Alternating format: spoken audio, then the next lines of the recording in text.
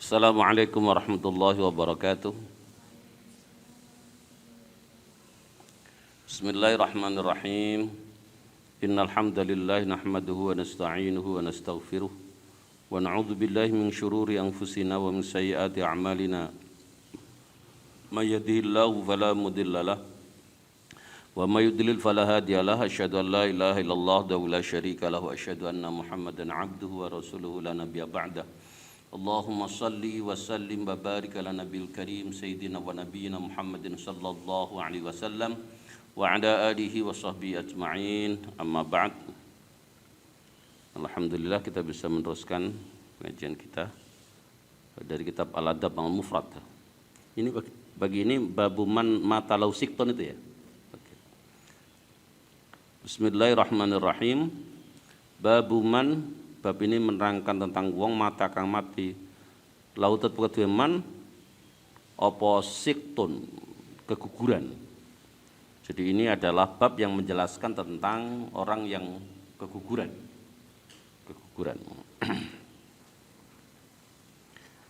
Haddatsana Ishaq wa haddatsana ceritakan nang kita sapa Ishaq ibnu Yazid kang dadi anak lanang Yazid. Qala ngit ka sapa Ishaq haddatsana ceritakan kita sapa Shadaqah bin Khalid. Shadaqah bin Khalid. Qala ngit ka sapa Shadaqah haddatsani ceritakan ni sapa Yazid bin Abil Maryam. Zaid bin Abi Maryam an ummihi saking ibuke Yazid. An Sahal ibnu Khandaliyah sang Sahal kang dadi analane Al Khandaliyah. Wa kana lan ana sapa Sahal iku la yulatu ora den lahiraken sapa lahu tetep keduwe Sahal. Artinya Sahal itu tidak punya anak yang hidup, maksudnya seperti itu. Faqala maka nuli ngendika sapa Sahal, la ayyu ladali fil islami waladun siktun fahtasibuhu. La ayyu lada yento yakti yento den lahiraken li tetep keduwe ingsun fil islami ing dalam nalikane ketika saya sudah Islam. Sawa waladun anak siktun kang gugur fahta sibuhu mongko nuli amrih golek ganjaran sapa ingsun hu ing waladun siktun itu. Ahab buluwe demen kedue ingsun, ahab buluwe demen ilaya kedue ingsun min antakuna saking yen ta ana li tetep kedue ingsun adunya yaiku dunya jami'an halis kabehane wa malan barang fiya kang tetep ing dalem adunya.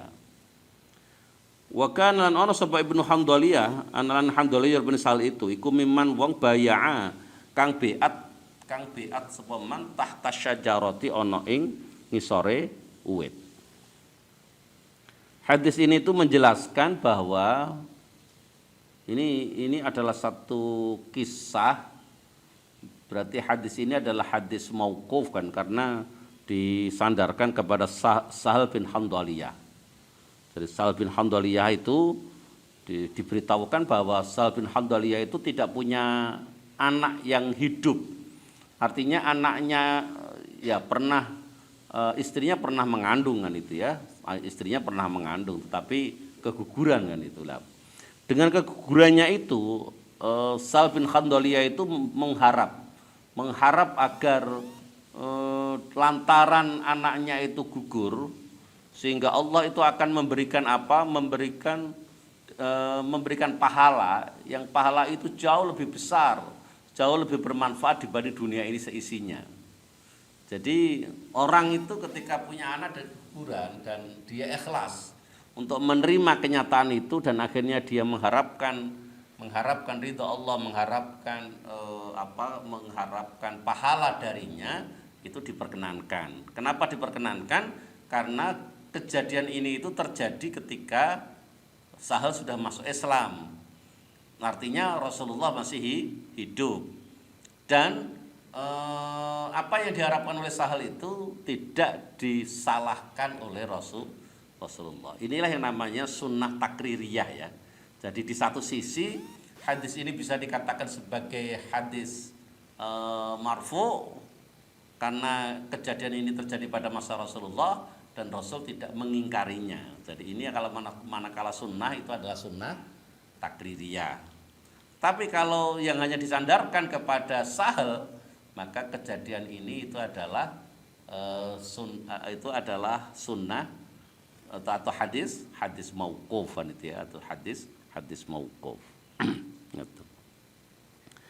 Haddatsana ceritakan kita Muhammad bin Salam qala kita Muhammad akhbarana memberikan kabarna ing kita Abu Muawiyah qala kita Abu Muawiyah haddatsana ceritakan kita A'mal al-A'mash an Ibrahim at-Taimi sang Ibrahim bin at-Taimi an al-Harits bin Suwaid sang Harits bin Suwaid an Abdullah sang Abdullah qala ngendika sapa Abdullah qala ngendika sapa Rasulullah sallallahu alaihi wasallam ayyukum utayan dine sira kabeh iku malu warithihi garta bendane ahli warise si sira kabeh iku ahabbu luweh den demeni ilaihi kedue harta bendane niku mimali saking harta benda dirinya si wong. Apakah ada di antara kamu sekalian di mana harta benda itu nanti menjadi harta benda ahli waris dibanding menjadi harta benda dirinya sendiri kan? Nanti saya jelaskan ini. Jadi begini, harta atau rezeki yang Allah berikan kepada kita itu kan sangat boleh jadi akan menjadi milik kita. Sangat boleh jadi itu akan menjadi milik ahli waris kita. Kapan rezeki kita itu akan menjadi milik kita? Manakala rezeki itu kita nafkahkan, manakala rezeki itu kita sedekahkan, manakala rezeki itu kita infakkan, manakala rezeki itu kita keluarkan zakatnya. Maka rezeki yang kita infakkan, kita sedekahkan itu akan menjadi milik kita di akhirat kelak.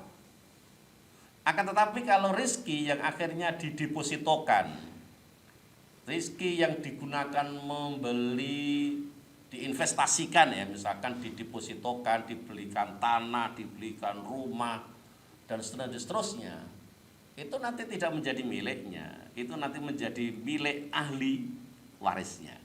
Nah, ini Rasulullah itu bertanya kan itu, apakah ada di antara kamu sekalian di mana harta benda ahli warisnya itu lebih dicintai dibanding harta bendanya sendiri kan itu. Nah, seperti itu. Akhirnya waktu itu para sahabat menjawab, qalu maka pada jawab sahabat, ya Rasulullah wahai utusan Allah, ma minna ahadun illa maluhu ahabbu ilaihi mimma liwarithihi. Ma minna ora ana setengah sang kita sapa ahadun seseorang illa maluhu kecuali harta bendane si ahad iku ahabbu ilaihi ahad mimma liwarithihi dibanding harta bendane ahli warisnya si ahad.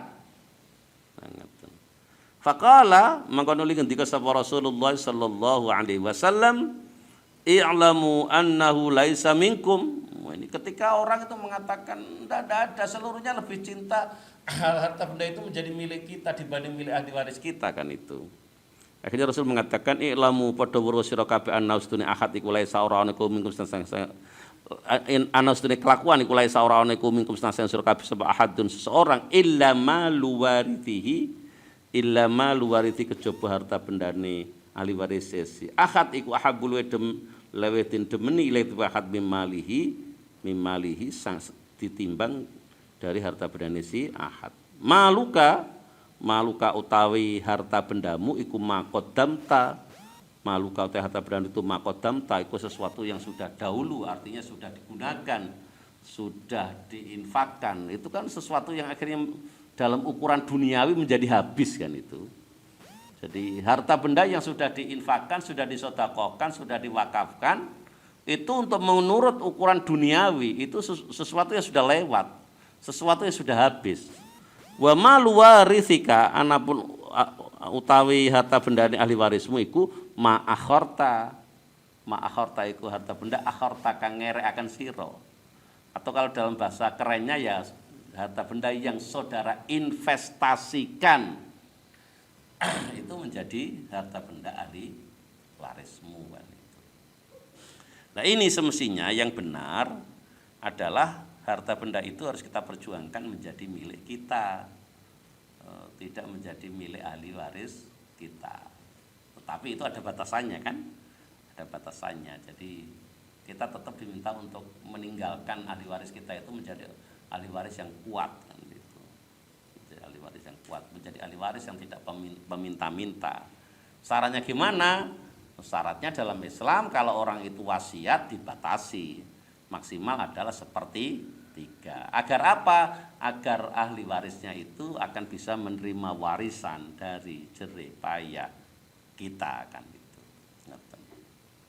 Terus kalau kita menggunakan konsepnya Rasulullah dan para sahabat itu, orang itu bekerja keras, bekerja giat untuk mengumpulkan banyak rezeki, digunakan untuk apa? Untuk memberikan nafkah kepada keluarga, untuk menyantuni orang-orang dekat kita, anak yatim, ibu sabil, sabilillah dan seterusnya. Dan seterusnya itu nanti setelah itu yang sepertiga, jadi nanti dikumpulkan, itu nanti sepertiga diantaranya itu diwasiatkan, apa digunakan untuk apa? Kalau zaman Rasulullah ya untuk digunakan biaya jihad fisabilillah, untuk digunakan mencukupi kebutuhan dari pemerintahan waktu itu, diberikan kepada Baitul Mal kan itu maksimal sepertiga, dan selebihnya itu adalah nanti akan diwaris. Atau kalau dalam konsepnya Zubair bin Awam ketika mau mengikuti perang Jamal itu sudah pesan kepada anaknya Abdullah bin Zubair bin Awam itu, yang pertama adalah sepertiga diantaranya nanti digunakan untuk nyauri utang, karena orang hidup punya utang kan, itu sepertiga. Nanti yang sepertiga itu diwasiatkan untuk keperluan umum, dan sementara yang sepertiga itu untuk diwaris ahli waris dari Zubair bin Awam kan itu ya. Itu kalau menggunakan konsep para sahabat Rasulullah kan itu. Cuman orang sekarang kan enggak, orang sekarang itu orang itu mengumpulkan uang sebanyak-banyaknya, kadang-kadang sampai melakukan korupsi dan seterusnya. Itu yang paling banyak ya tidak menjadi miliknya dan juga tidak menjadi milik ahli warisnya. Kenapa? Digunakan berfoya-foya kan itu. Digunakan membeli jam Rolex. Istrinya termasuk sosialita, itu tasnya dibelikan tas Hermes kan itu ya. Tas Hermes itu harganya berapa? Tas Hermes itu namanya itu 1 miliar satu tas itu. Jadi mereka itu beli satu tas bisa saudara gunakan kuliah dan hidup semenjak dari S1 sampai ke S3, turah duit kan itu kan. Jadi ya itu tidak menjadi miliknya, juga tidak menjadi ahli warisnya, juga tidak. Karena dia hanya digunakan mengejar gaya hidup, memenuhi gaya hidup kan itu. Ya, tetapi kalau orang itu bekerja dan digunakan memberikan nafkah kepada keluarganya, digunakan sedekah dan seterusnya, wah itu menjadi miliknya kan itu. Nanti menjadi miliknya. Ngeten. Qala ngendika, sapa sing ngendika niki berarti kalau melihat hadis sebelumnya berarti yang ini adalah Sahal kan itu ya. Kalau untuk sapa Sahal. Wa qala ngendika sapa Rasulullah sallallahu alaihi wasallam, ma ta'udduna fikum ar-rukub qalu ar-rukubu alladzi la yuladu lahu. Ma ta'udduna ma utawi keadaan seperti apa? Ta'udduna kang padha ngitung sira kabeh fikum ing dalam sira kabeh iku ar-rukubu kang orang duweni anak. Qalu moko padha jawab sapa sahabat, ar-rukubu ta ar-rukub iku alladzi la yuladu lahu. Iku alladzi wong la yuladu kang ora den lahirkan kuduwe ladzi. Jadi orang yang tidak melahirkan. Qala disebut Nabi la enggak. Walakin ar-raqubu lan tapi uti ar-raqubu alladzi wong lam yuqaddim kang ora disi min baladihi saking anake si alladzi syai'an ing wiji kan itu. Jadi itu adalah ar-raqub kan itu.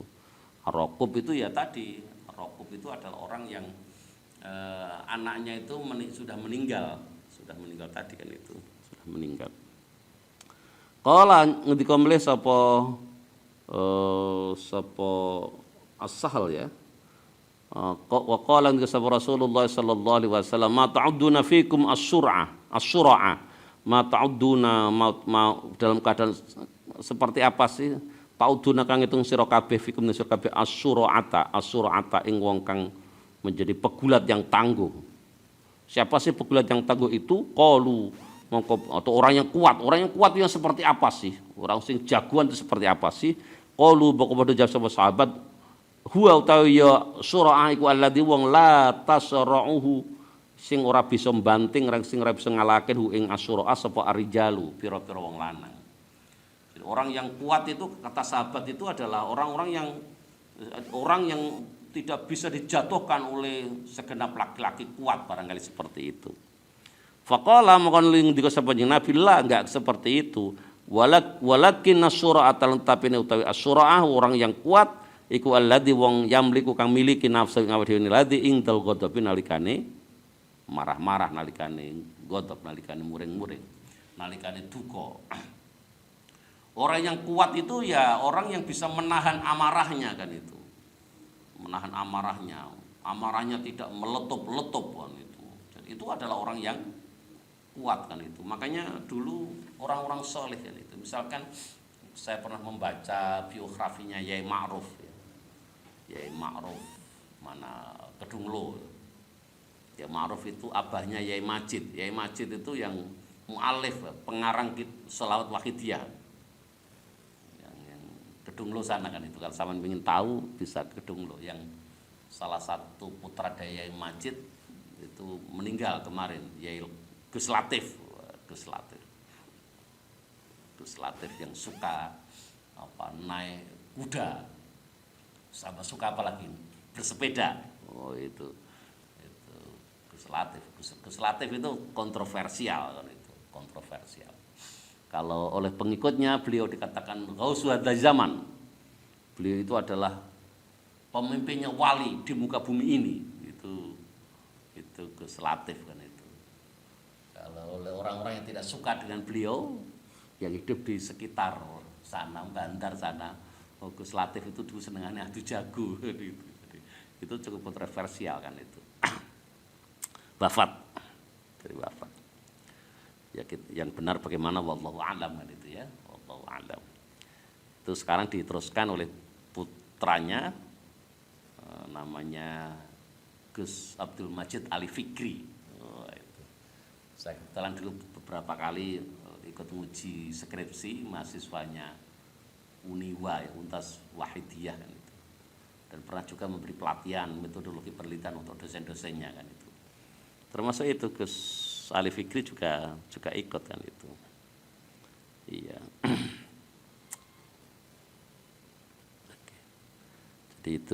Jadi orang yang kuat itu adalah orang yang tadi yang ketika marah dulu Yai Ma'ruf itu ketika duka ya, itu ya diem aja kan itu.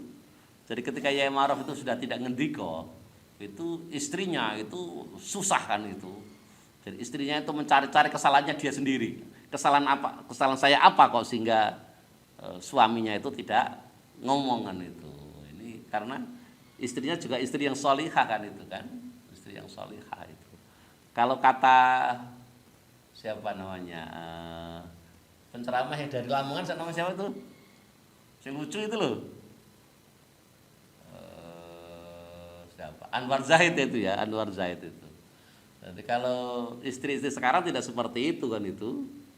Jadi dia ceritakan ada seorang rektor, gelarnya profesor doktor kan itu kan. Itu kalau di kampus itu tidak ada yang berani karena dia seorang rektor kan itu. Nah itu ketika hari raya seluruh pembantunya itu pulang kan itu, sehingga ketika makan itu harus nyuci sendiri kan itu. Jadi ketika nyuci tidak bisa bersih itu dimarahi sama istrinya kan itu. Katanya Anwar Zaid itu gelar profesor doktornya sudah menjadi hilang kan itu. Begitu istrinya marah itu, yang namanya rektor yang profesor doktor itu mau menengahkan itu gak berani sama istrinya kan itu. Dan katanya itu Polresta itu yang ditakuti siapa kata Anwar Zaid? Polda kan itu ya, Polda itu apa Polda itu? Bukan Kapolda itu bukan. Polda itu adalah polisi dapur kan itu. Jadi Kapolresta itu yang memegang tongkat komando itu kalau di rumah dan istrinya marah itu sudah nggak berani ngomong apa-apa kan itu. Dan kata Anwar Zaid yang seperti itu tidak hanya terjadi bagi profesor, bagi Polresta termasuk katanya termasuk juga di dalamnya terjadi bagi para kiai katanya kan itu.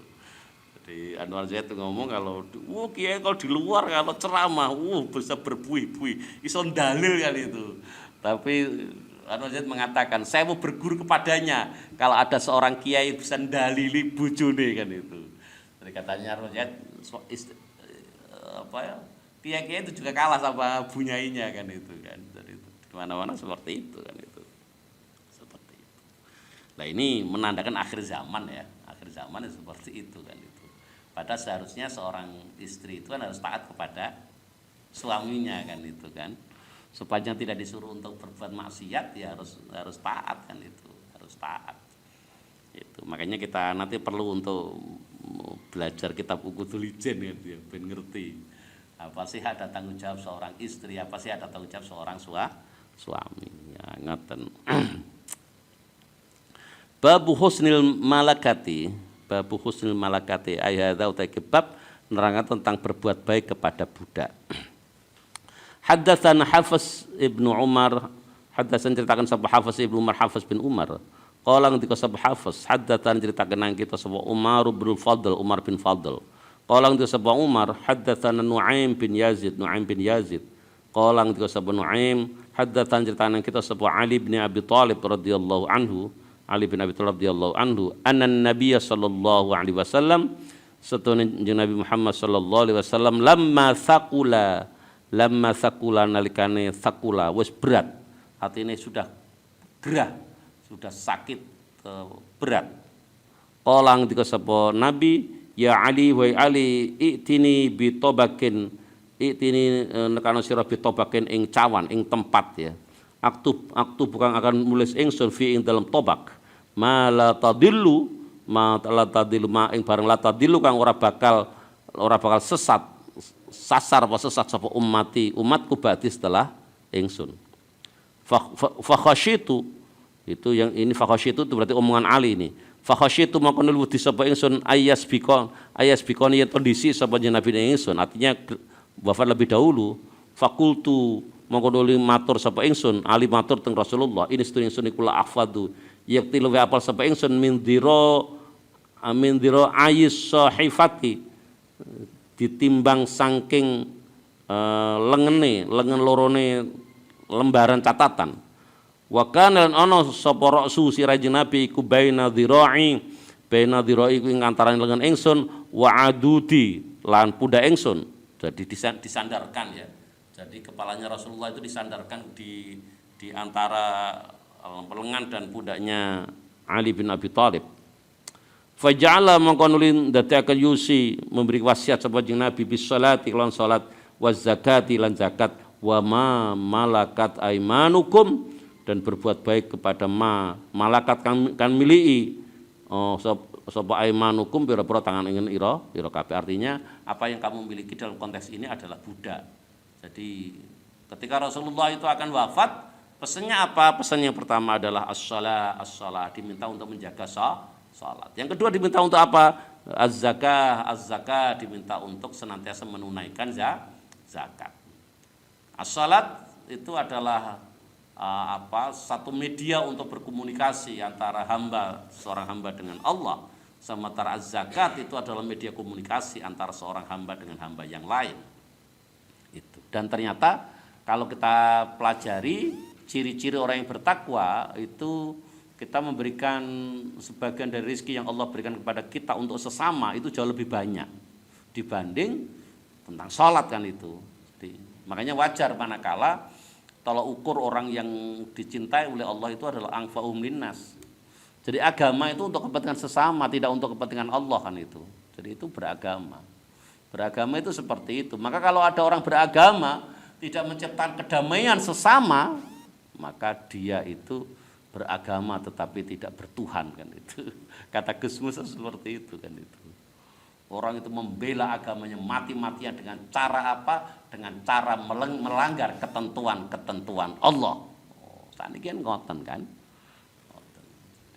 Orang itu kan dituntut untuk apa? Untuk taat kepada siapa? Kepada pemimpin. Kepada pemimpin. Jangan pemimpinnya ditantang untuk diajak perang kan itu. Orang itu kan kalau ikut Rasulullah tidak pernah mencaci maki, berkata keji, melaknat. Kalau ada orang yang suka mencaci maki, berkata keji, melaknat, itu jelas tidak mengikuti akhlak Rasulullah. Dan ketika dia mencaci maki, berkata keji dan melaknat, itu dikatakan dia sedang memperjuangkan agama Allah. Ya lucu lah itu, ya lucu. Ada seorang habib yang mendoakan presiden kita untuk berumur pendek kan itu. Ini tidak ada ajaran seperti itu kan itu. Makanya ketika saya khutbah kemarin itu saya sampaikan, ketika ada tokoh-tokoh yang ucapannya itu betul-betul keluar dari ketentuan, dari apa yang dicontohkan oleh Rasulullah, dan di dalam hati kita merasakan bahwa seperti itu tidak apa-apa, yang seperti itu sah-sah saja, maka ketahuilah bahwa hati kita sudah timbul yang namanya asabiyah. Asabiyah itu ya orang yang hanya ingin memperjuangkan kelompoknya kan itu. Dan yang seperti itu kan sangat banyak sekarang itu, sangat banyak. Jadi ya begitulah, akhir zaman namanya itu, akhir zaman. Jadi sebagaimana yang pernah Rasulullah ramalkan, satati ala qaumin sanawatu khadda'an, nanti akan datang bagi umatku tahun-tahun penuh tipu daya. Yusaddaqu fihal kadhibu, seorang pembohong dipercaya. Wa yukadzabu fiyas shadiqu, orang yang jujur dibohongi, dianggap pembohong. Wa yu'tamanu fiyal khainu, pengkhianat dikasih amanah. Wa yu'tamanu fiyal khainu, atau wa yukhawwanu fiyal aminu, sementara orang yang amanah dikhianati. Ketika sudah pada masa yang seperti ini, yang sudah carut-marut seperti ini, kata Rasulullah, wa yantiqu fiha ruwaibidah, nanti yang banyak ngomong adalah ar-ruwaibidah kan itu. Para sahabat itu bertanya, wa mar-ruwaibidah, ruwaibidah itu yang seperti apa wahai Rasulullah? Rasul menjawab, ar-rajulu at-tafihu yatakallamu fi amril 'ammah. Itu adalah orang-orang bodoh yang berbicara tentang urusan umat. Bagaimana ada orang yang tidak pernah ngaji di pesantren, tidak pernah membaca kitab, tidak ngerti turath, tidak mengerti referensi-referensi keislaman, ngerti-ngerti bisa menjadi ustadz yang dia memberikan tausiah dari satu tempat ke tempat yang lain. Oh, itu sekarang ada kan? Ada seseorang yang dianggap sebagai gus, diustadkan tetapi tidak hafal huruf hijaiyah. Jadi alif ba ta sa jim kha kha itu tidak hafal. Itu bisa menjadi ustadz. Orang yang tidak ngerti tasrifan itu kalau saya dulu itu saya pelajari di kelas 4 ibtidaiyah kan itu. Daraba yadribu darban wa madroban fa huwa daribun wa dzaka madrubun. Nah, kayak seperti itu kan itu. Ini tasrifan. Nanti kelas 5-nya disuruh belajar iqlal kan. Sun aslu usun ala wazni uf'ul dan seterusnya. Sana al-sulu sawana ala wazni fa'ala kulibatil wawu alifan taqarrub wa fitahi ma qabla. Nah, orang-orang yang tidak ngerti nahwu, tidak ngerti shorof itu sekarang bisa diustadkan, dijadikan ustad. Itu artinya apa? Ya ramalan Rasulullah itu sudah sering kenyataan. Ar-rajulu tafiu yatakallamu fi amril 'ammah kan itu. Jadi ini makanya zaman sudah akhir kita harus hati-hati kan itu. Jadi pesannya Rasulullah adalah apa tadi? Wa ma malakat aimanukum. Jadi apa yang kita miliki itu harus kita beri hak-haknya kan itu. Jadi beri hak. Karena saya oleh Allah dikasih amanah mengasuh pondok, ya hak-haknya santri harus saya beri kan itu. Tidak boleh hak-haknya santri tidak diberi kan itu. Kalau konteks ini ya konteks hadis ini itu adalah budak kan itu.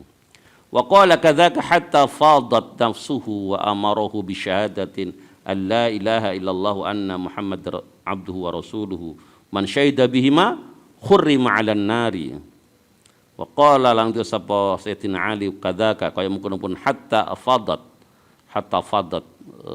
sehingga meneteskan air mata apa nafsu awak dhewe si anak dhewe sinjing Nabi. Wa amar perintah sapa jeneng Nabi hu ing Sayyidina Ali bi syahadatin. Mestinya perintah ini tidak hanya kepada Ali ya, kepada yang lain-lain kan itu. Bi syahadatin la syahadat alla ilaha yen ta orang pangerankan berarti sebagai maujud illallah kecuali Allah. Wa anna Muhammadan nasun Nabi Muhammad iku abdu kaulan Allah wa rasuluhu lan rasulnya Allah. Man syahida bihima man tasaban ku syahida menyaksikan sama man bihima kan kono dua syahadat itu, syahadat tauhid dan syahadat rasul yang berbunyi asyhadu an la ilaha illallah wa asyhadu anna Muhammadan abdu wa rasuluhu itu khurrima muqaddin haramakan ala nari ing atase neraka. Nah, jadi inilah hebatnya syahadat. Inilah hebatnya kalimat tauhid kan itu.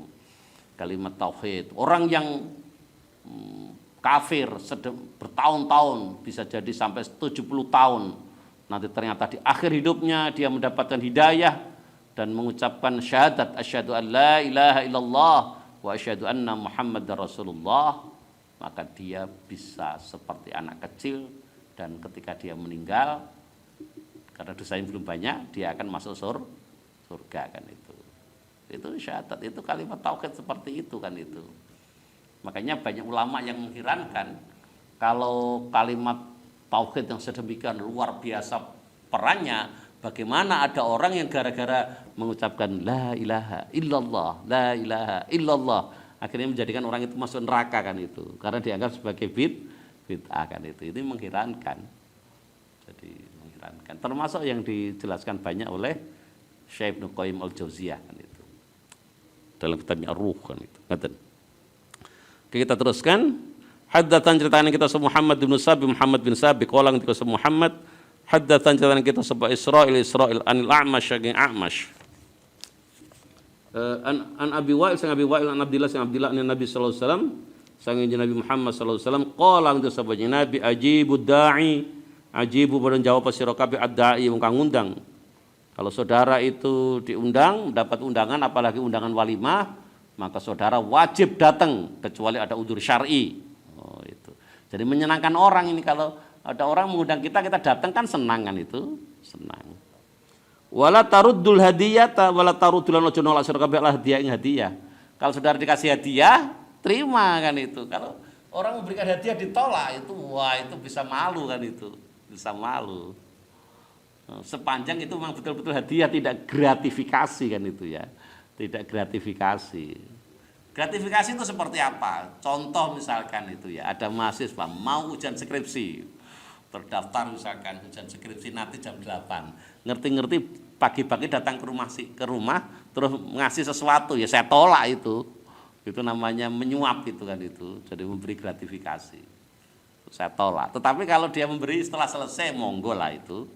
Kan sekarang itu modelnya mahasiswa gitu kan, itu pas ujian bawa kotaan kan itu, nanti begitu sudah saudara dinyatakan lulus, wah itu senang, salaman, cium tangan gitulah modelnya mahasiswa sekarang itu. Habis itu dia buka tasnya, terus dikasih itu pengujinya dikasih kotaan kan itu, kotaan isinya apa ya, jajan kan itu, jajan. Kalau sudah lulus nggak masalah lah, tetapi ketika sudah lulus sudah diumumkan nilainya kan itu, tetapi ketika mau ujian, itu namanya menyuap itu. Jadi kata tidak punya minimal gratifikasi lah itu, gratifikasi. Jadi ini tapi kalau hadiah yang tidak ada pretensi apa-apa ya terima, jangan ditolak. Wala tadribul muslimina dan ojo mukul sira kabeh al muslimina ing para wong Islam. Walaupun orang Islam itu adalah seorang budak kan itu, tidak boleh dipukul. Kalau anak boleh dipukul atau tidak? Boleh dalam rangka untuk mendidik. Murid boleh dipukul atau tidak? Boleh. Anak yatim boleh dipukul atau tidak? Boleh. Boleh sepanjang itu dalam rangka untuk mendidik kan itu. Mendidik. Nggih. Saya tambah satu. Haddatsana Muhammad bin Salam, haddatsana kita Muhammad bin Salam.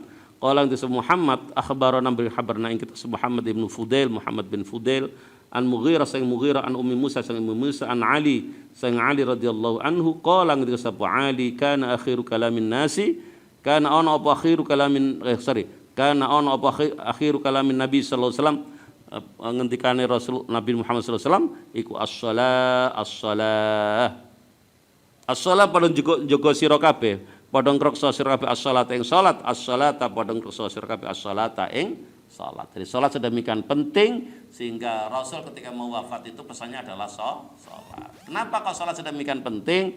Karena Rasul nanti ngendika inna awwalu ma yuhasabu bil 'abdu yaumul qiyamah as-salat. Nanti yang pertama kali dihisab oleh Allah di akhirat di yaumul kiamat itu adalah salat. Wa idza saluhat faqad anjaha wa aflah. Ketika salat kita baik, maka kita akan menjadi hamba Allah yang beruntung. Tapi ketika salat kita tidak baik, apa yang terjadi? Waqad khaba wa khasira, kita akan betul-betul akan menjadi hamba Allah yang merugi.